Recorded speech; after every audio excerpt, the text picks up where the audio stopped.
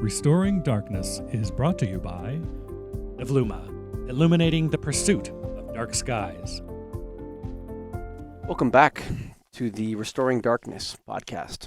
I have a very exciting show today. I am joined by Jill Johnson, Dr. Kimberly Arcand, and Stephen Loring. Jill Johnson is the exhibit developer and project manager at the Office of Exhibits at the Smithsonian's National Museum of Natural History. She's worked there since 1979, 44 years. 7 of those were spent with the Marine Systems Laboratory at the museum. She has a bachelor's degree in marine science from Southampton College / Long Island University. She had the opportunity to work on many exhibitions, permanent and temporary. Some of the highlights have been the Sant Ocean Hall that opened in 2008, renovation of the famous African elephant display twice. The temporary exhibition currently on display is Objects of Wonder from the collections of the National Museum of Natural History, highlighting fabulous objects from the museum's vast collections from the 7 research departments and the newly opened temporary exhibit, which we're going to talk about today, called Lights Out, Recovering Our Night Sky. I think that's such an interesting name, and we're going to unpack it a little bit more. I'm also joined by Stephen Loring. Stephen was born and brought up in Concord, Massachusetts. Like earlier Concordians, Henry Thoreau comes to mind. He spent a disproportionate time in the neighboring woods and rivers, often in the company of one or another pet raccoons. Proclivity at finding things and the drift of his thoughts and imagination in a decidedly antiquarian bent led him eventually to become an archaeologist. He attended Goddard College in Vermont and later the University of Massachusetts in Amherst, where he whence got his PhD in. He taught anthropology and northern studies at Middlebury College and the University of South Carolina prior to accepting a job with the Smithsonian's Arctic Studies Center in 1992. He has conducted archaeological and ethno-historical fieldwork, much in conjunction with Native communities throughout New England, Alaska, and Eastern Canada, almost continuously since 1975. Wow. Dr. Kimberly Arcand is a leading expert in, this is really cool, astronomy visualization, and has been a pioneer in 3D imaging, printing, and extended reality applications with astrophysics data. She has worked for NASA's Chandra X-ray Observatory at the Smithsonian Astrophysical Observatory since 1998. Her current research includes sonification of spatial data, machine learning as applied to image processing, and other intersections of emerging technology and astrophysics. Welcome, Stephen, Jill, and Kimberly to the Restoring Darkness podcast. Thanks. I'm going to start with Jill, and I'm going to ask you, I really like the name of your exhibit because it's a call to action as well as a name. Lights Out, Recovering Our Night Sky. Tell us a little bit about the exhibit and why you chose that name. The exhibit is focusing on the loss of the night sky due to light pollution. And so there are things that we can do, pretty simple things that we can do to recover our view of the night sky. And when we initially did some testing with visitors to just get an idea of this topic, what they thought about it, do some title testing, this resonated the most with people who really had not had an experience with a dark sky sight. And so we thought, because they haven't seen that and they're understanding that we might need to recover the loss of the night sky because they're not perceiving it, they're not seeing it, maybe in their neighborhood, maybe they haven't had the opportunity, but it also has that active sense of it, recover, and that brings the solution side of it. The average American has never seen the Milky Way, I would bet. I don't know that to be the case, but I would bet that they've never seen the Milky Way. As a Canadian, most of our country is actually a dark sky reserve if you go 100 kilometers or miles north or whatever it is. Stephen, in Western culture, we have this idea of the night being bad or Christ being the light of the world, or all this sort of stuff is embedded deeply into Western culture. Can we learn anything from our First Nations and Native communities about the value of the night sky? Well, of course we can if we just open our eyes and ears. We we felt very strongly in thinking about this exhibit in the planning stage. It was such a good fix for the Natural History Museum, because the problem with light pollution affects all life on Earth, from plants and animals and insects, and then of course it resonates strongly with human beings. And we in thinking about this exhibit and putting it together, we realized that the night sky is part of humanity's common heritage. It's something that all Hmm. people for all times have shared. And so my involvement with the position was just trying to broaden out that perspective of the fact that different people all over the world, have related to the night sky. It's a source of inspiration and wonder, and figuring out, where we are, who we are, what it is to be a human being, what it is to be life on Earth. And that was part of our premise. We didn't want it to be, um, dominated by a Western perspective as much as sharing this idea that people all over the world have had an intimate experience. And I spent a good portion of my professional career in Canada, in the Canadian Arctic and subarctic area. Spent a lot of time out in the country with Indigenous, Indian and First Nations and Inuit peoples, and just to go out from the camp in the nighttime. I argue it's never dark. The brilliance of the stars is Hmm. enough to see Hmm. you well. So one of the things we also were exploring with this whole, like, what does it mean to be dark, and how much light is enough light? It's interesting because I find that, and I love the work the people at the IDA do, the International Dark Skies Association, but I find the term dark skies a little bit confusing at times for people, and that's why our board of directors here insisted on restoring darkness and preserving night as the language we're going to use from the lighting industry perspective of the distributors that I represent, to discuss the issue so that it becomes clearer for people. But the spiritual aspect of it, is so important, or the human aspect of it. Kimberly, how did you incorporate that into your design in the 3D imaging and the astronomy visualization to kind of pass along what we're all missing?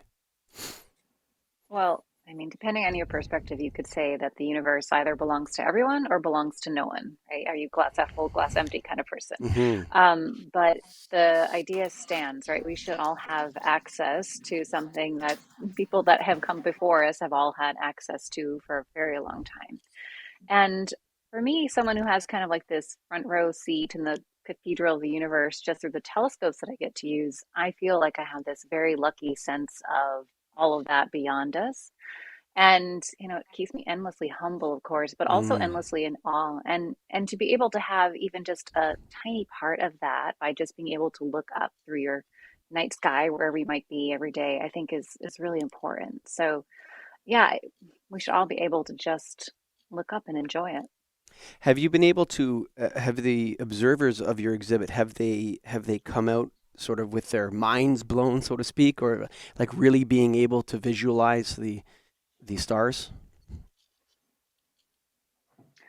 Well, Jill, I don't know if you have any feedback yet Well, officially, we have but I've not heard done it. It hasn't. anecdotally. We haven't done any kind of official evaluation at all, but I can say yes because it's packed. It's packed. And people are just, especially in a theater experience we have, where they can go out to a night sky in Coudersport, Pennsylvania, in a dark sky park from dusk to dawn and actually experience the Milky Way, the sky just full of stars, and then interpreted through um, three different cultures and the Pleiades star cluster. Mm. So we introduced the Pleiades star cluster. And then we interpret it from a Greek perspective, an Ainu Japan perspective, and a Maori New Zealand perspective. Mm. So different cultures are all telling a story about this same star cluster that people can see around the world, and people in the theater are actually getting to experience in Coudersport, Pennsylvania. And it is a small theater, and we were thinking, maybe 3 benches, and people, it's packed. People come out of there like, wow.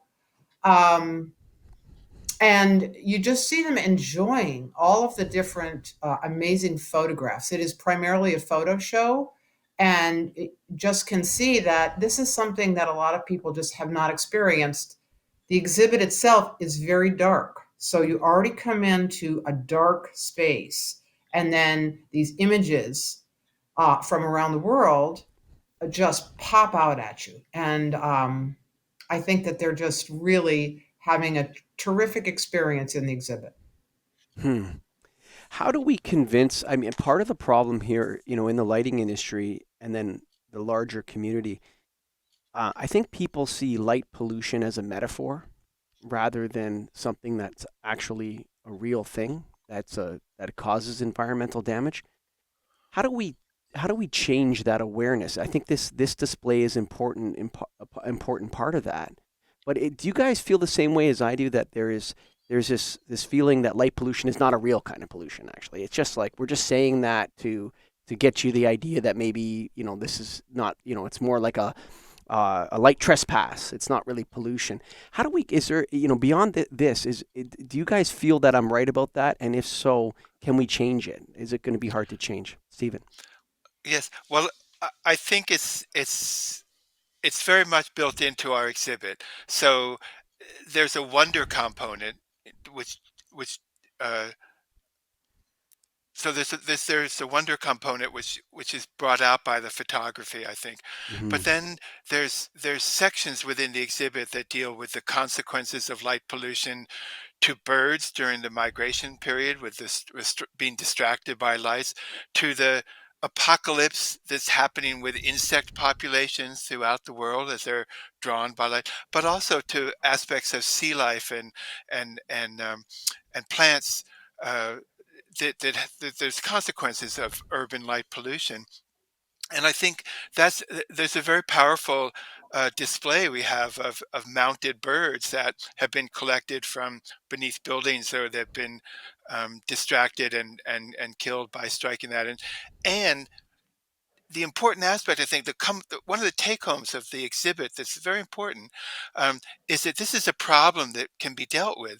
And we have examples of cities Hmm. that have turned off their bright lights or some of their distracting advertising signage during the times of migration, and also um, communities surrounding some of the observatories that maybe Kim could speak to that have redirected their lighting so as not to disturb the observation potential of the telescopes. So it is a problem. I mean, we want to wow people, like look at these amazing things that are available to us to see. But also, this isn't a doom and gloom. This is a set of problems that we can deal with.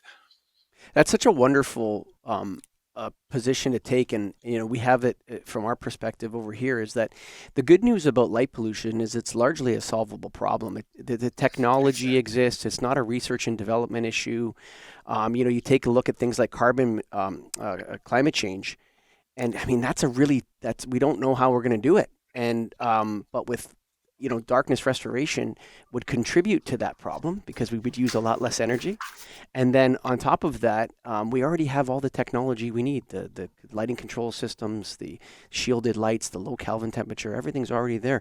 Kimberly, expand on what Stephen was saying, though. He mentioned you when he was talking there. If you could expand a little bit on what some of the cities are doing in areas where there are telescopes. Yeah, I think, like as he mentioned, one of the very positive things about this issue is just that the individual can participate and feel like they are making a difference. They can participate on a very small local level, just within their own home, of just turning off the lights.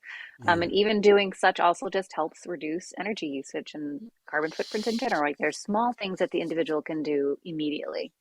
But then with just another extra step or two, that impact can reverberate as soon as you get to the next level. If you're in an apartment building, or if you work at a school and you can help change how the school lights their field at night, or you can go a step bigger and go to your town council, or whatever it might be. Like, there are a series of steps that individuals can take, or that communities can take, in order to combat this. And it's particularly being done in some areas around observatories, for example, but elsewhere throughout the world too. There are some wonderful locations in places like Scotland, for example, where they have literal times of no lights at all. Like, they have Hmm. completely shut off lights, and have found it to be conducive to tourism, which is great, Hmm. but also just as a way of returning to a more sort of community focused lens, right? And so I feel like it just gives me a sense of hope, I think, in general, overall, because it can feel stressful and frustrating with these larger issues of climate change that you can't have any impact. But as an individual, you can have some agency here with light pollution. And I think that's a really wonderful thing. I agree. One of the you come across these memes on the internet. From sometimes I go on the internet. I probably shouldn't, but I saw this one post on a social media platform, and it showed North Korea and South Korea.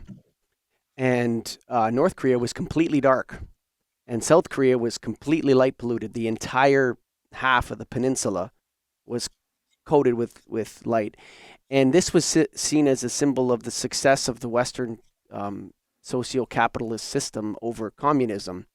And we need to invert that, right? Like, that needs to change. Is that actually the sign of intelligent life on Earth now should be really the restoration and preservation of night and darkness. Jill, do you have any? Does your again, the lights out, recovering our night? Is there a call to action at the end for people to tell them really to get involved in the movement? There's a call to action throughout the exhibit. And we use essential questions is the way we term it throughout the exhibit. They're questions that don't necessarily have an answer, but get people thinking. How much light is enough at night is enough? Who gets to decide? Mm. Who needs the dark? Just to get people to ponder that. And we have that example of North and South Korea on a map in our exhibit. It's a global map that shows satellite view of the Earth at night, and we identify what are these light sources? Where is this coming from? And some of it is really surprising. Um, some of it is our use of resources. Mm. Um, some of it are just example incredibly brightly lit roads. Well, we can do something about that. Hmm. And so in the exhibit, we give examples.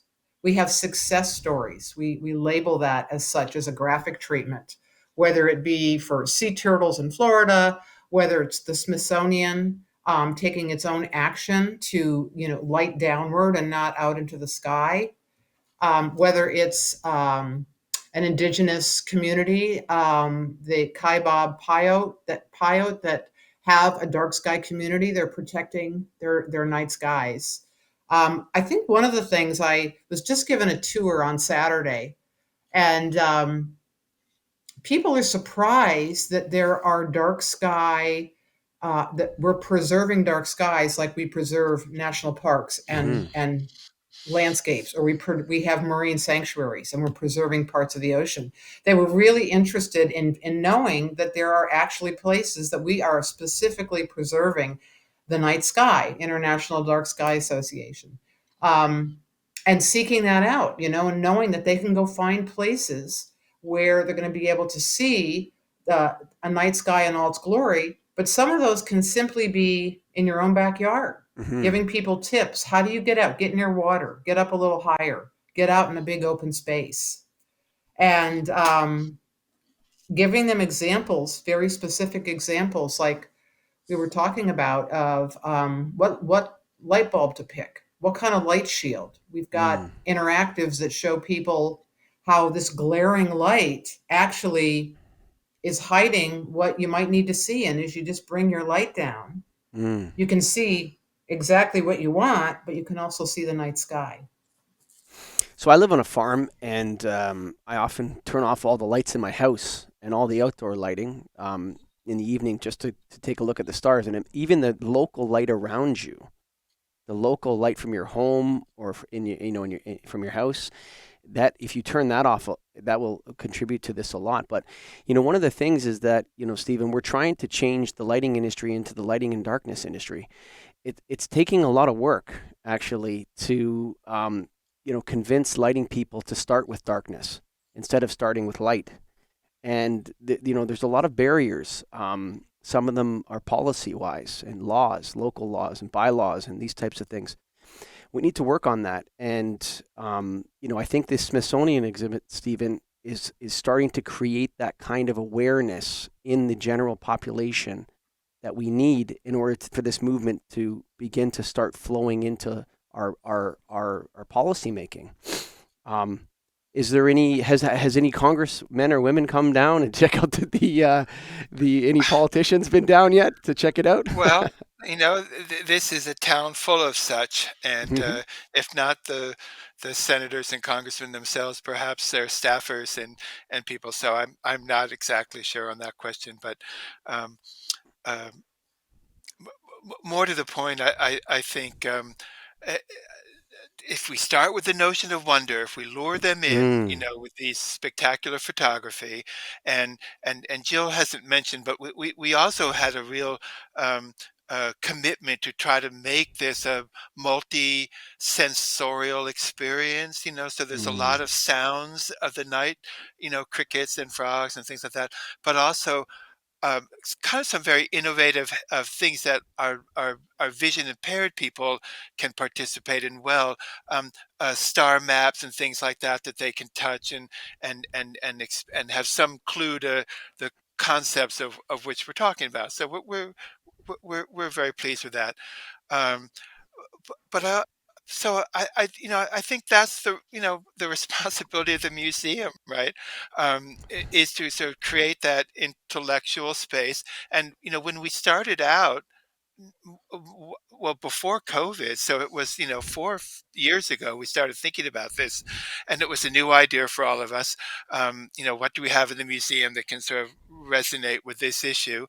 Um, but since then, I just think there's been a wealth of it's an emerging issue, that people you begin to see editorials in newspapers and some of the environmental literature is focusing on it, and certainly the astronaut, the astronomy people and the amateur astronomy photographic community and what have you are all been preaching this for some time now. And so I think it's just I think the Smithsonian as a national pulpit is a good place to get some of these ideas Mhm. out and bring it into common discourse. So I interviewed Dr. Jesse Barber a couple weeks ago, and he talks about sensory pollution and how noise and light pollution are often together. And you say, well, it's restoring silence, but I think that's the same thing as saying dark skies. It's actually the night is not quiet either. If you allow it to come through. Jill, you're shaking your head. Do you have anything to expand on that? This idea of sensory pollution as being something we want to eliminate at night. Well, I think that one of the things, this is this experience we have with people going out, and we include the sounds, that it isn't quiet, just like it isn't dark per se, Mm. that it can be a really bright sky. But it also allows us to share with people that there's a whole community out there at night, and get to meet the nightlife. We have one section of the exhibit that says meet the nightlife, and so we've got pictures of the kinds of things that you might see at night, including flowering plants like cactus, bats, insects, marine life, mammals. Lots and lots and lots of mammals are out or nocturnal. So that there is this diurnal cycle, and that a lot of things are out at night. And listen to them, you get to experience them. We found that some people are afraid. You know, Mm-hmm. they Mm-hmm. connect light at night, artificial light at night, with safety. Mm-hmm.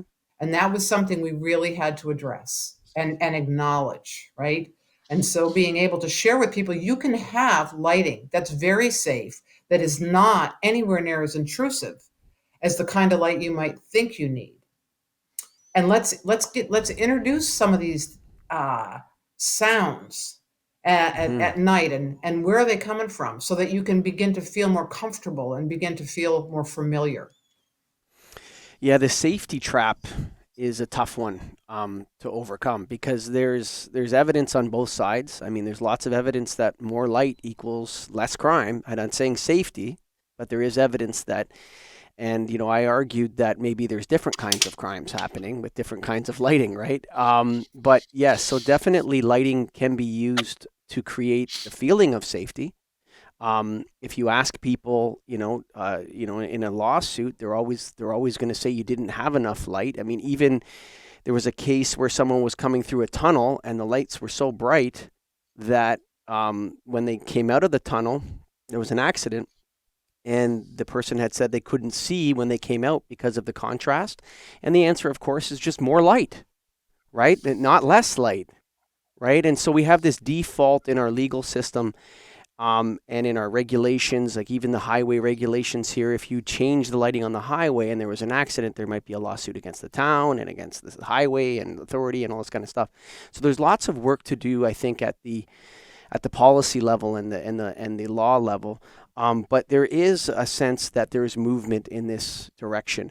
But is it only a rural thing? So when you're demonstrating this, Jill, are you only speaking of rural environments, or can we have pleasant darkness in our cities, or is that impossible?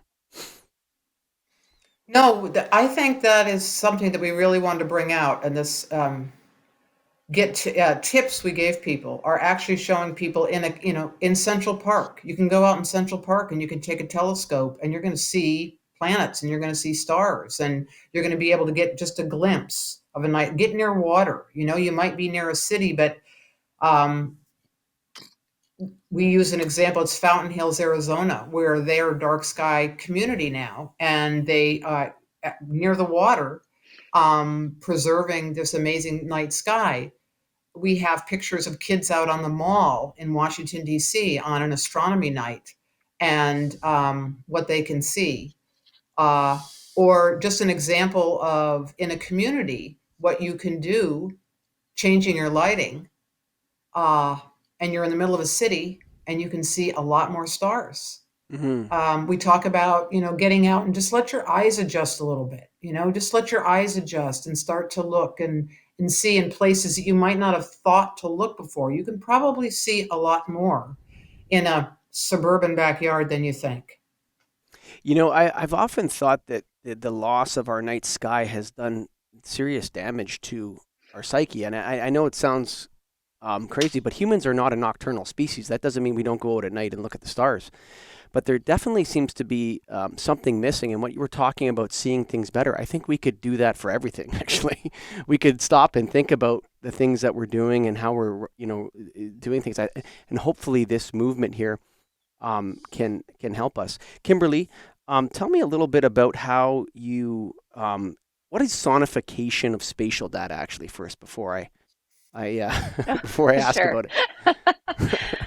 It's just this idea of translating data into sound, but particularly for immersive environments like virtual reality, sorry, space cat here, virtual reality or extended reality of some kind, when you have that sort of geospatial data point where you can attach sound to it so that if you're going through some sort of VR, you understand where you are in relation to the data, not just through vision, but also through sound. And we did use sonification techniques in this exhibit as well, because we really wanted to be both immersive and multisensory and also very accessible and inclusive.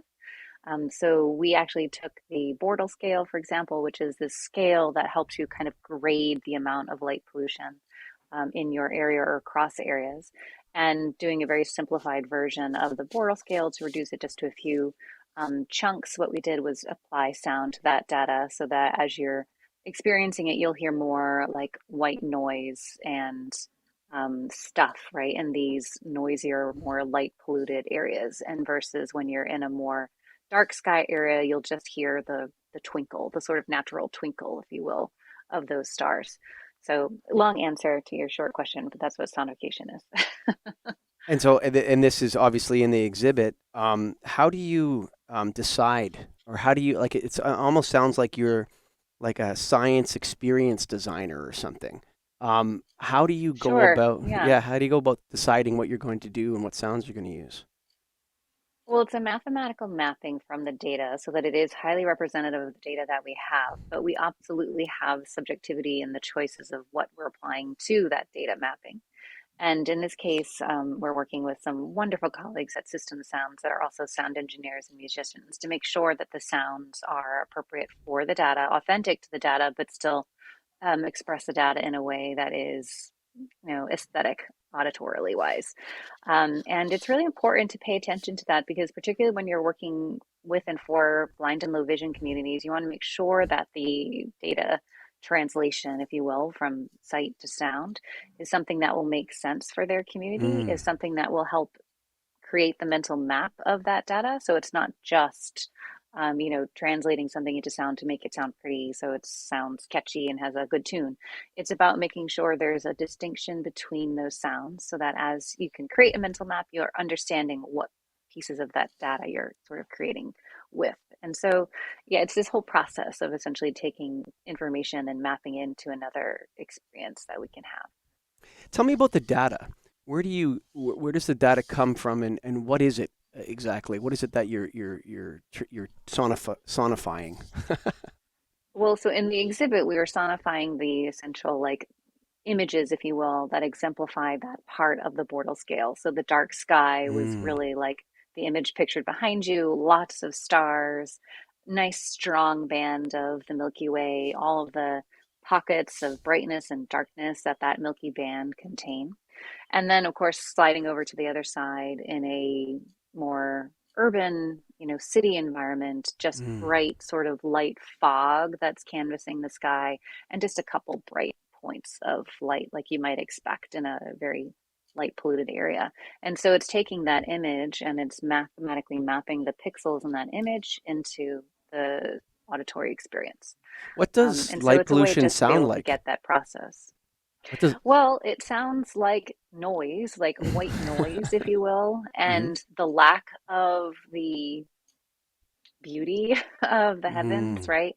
So it takes you, instead of having a little mini symphony of sound with all of the twinkling gorgeousness that is our Milky Way and stars around it, instead it's more like a TV that's been partially disconnected and no longer, mm. plays anything that's all that exciting. So yeah, it's just a different way to experience it.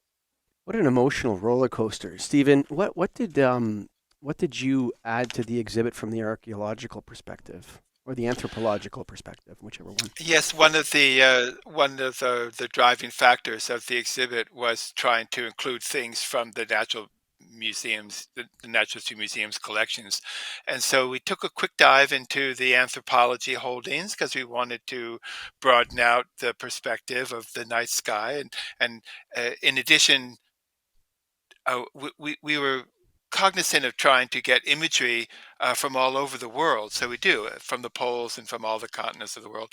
But we also wanted to have some objects from our anthropology collections that resonate with stories about the night sky, and so we had some lovely Yupik masks from Alaska that was collected in the 1880s that depicted Yupik um, uh,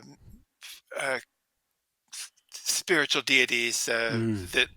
that lived in the sky, stars and moons and their associates. Also, we have a wonderful winter count calendar, which was a Plains Indian notational device where they would uh, inscribe an event from each year that would sort of become a visual almanac in which people could tell stories about the passing of time and some of the specific events of specific years, like uh, unusually spectacular meteorite shower that was Mm, observed throughout most of the northern hemisphere was recorded, and then eclipses and things like that.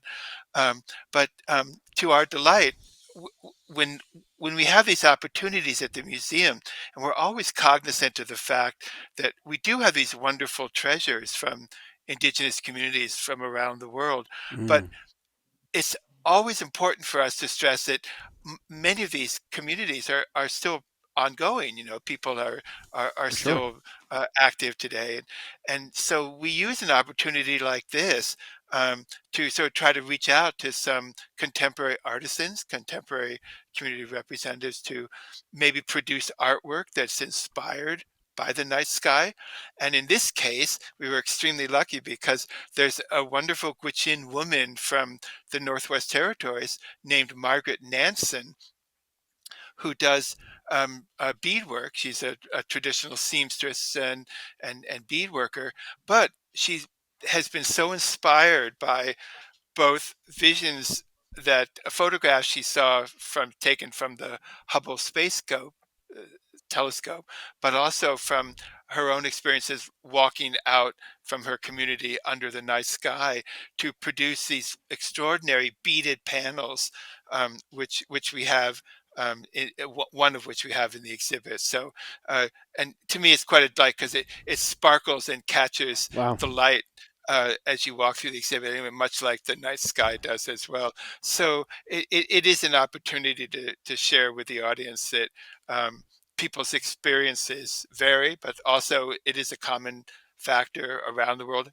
And we have historical photographs going back to the Lascaux caverns and some of the Paleolithic caves in France, where there are symbols painted on the cave walls Mm. that many people have interpreted as constellations and aspects of the night sky. So.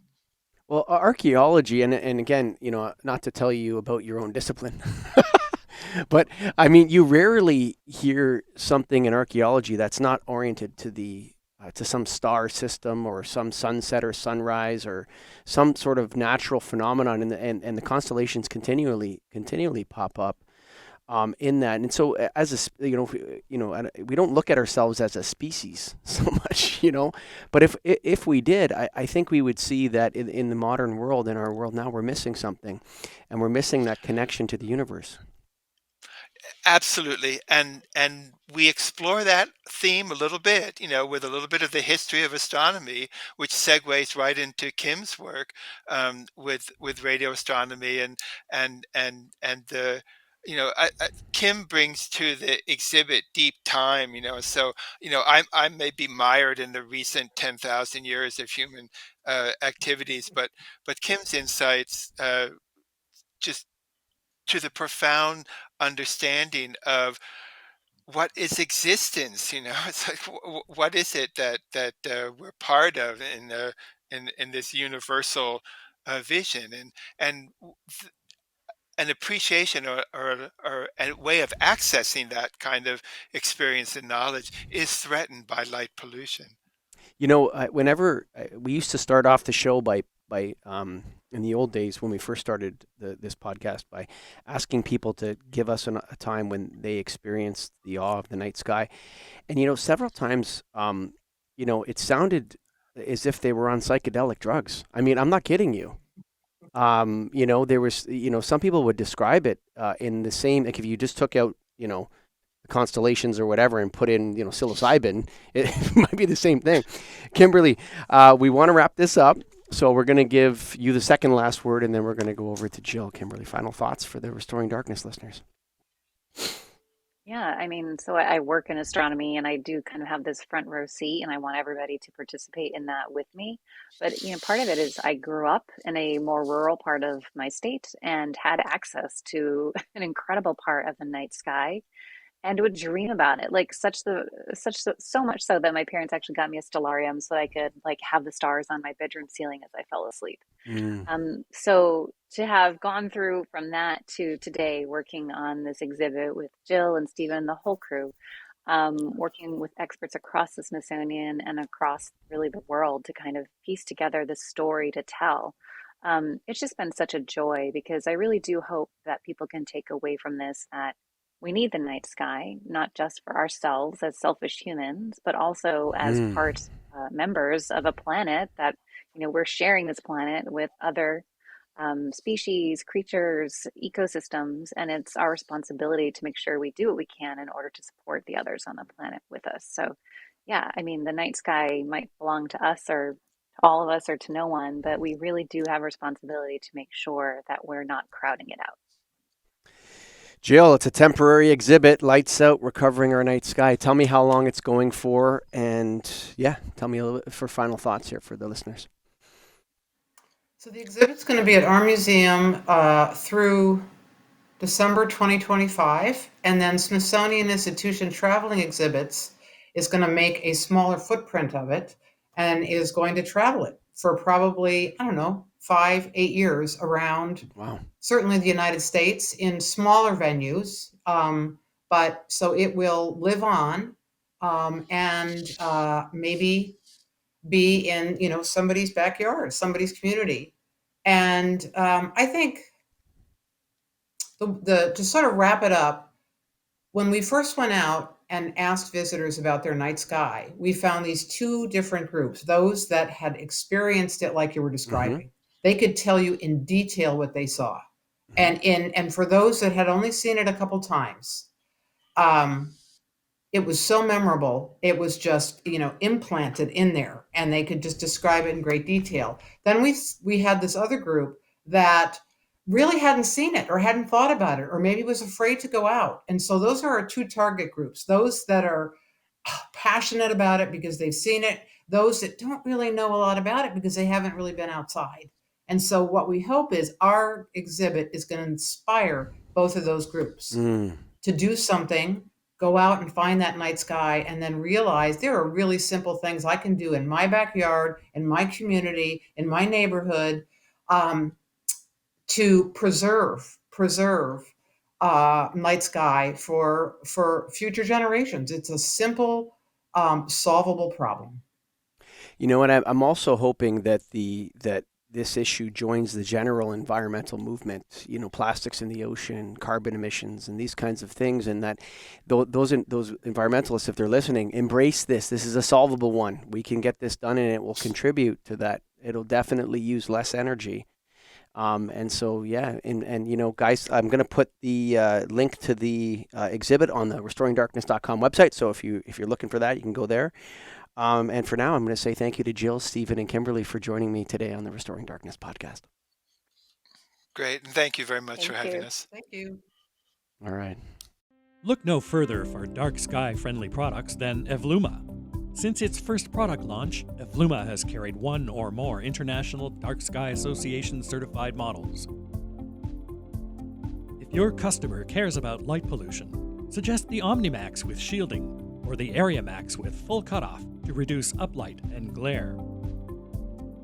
Evluma, illuminating the pursuit of darkness.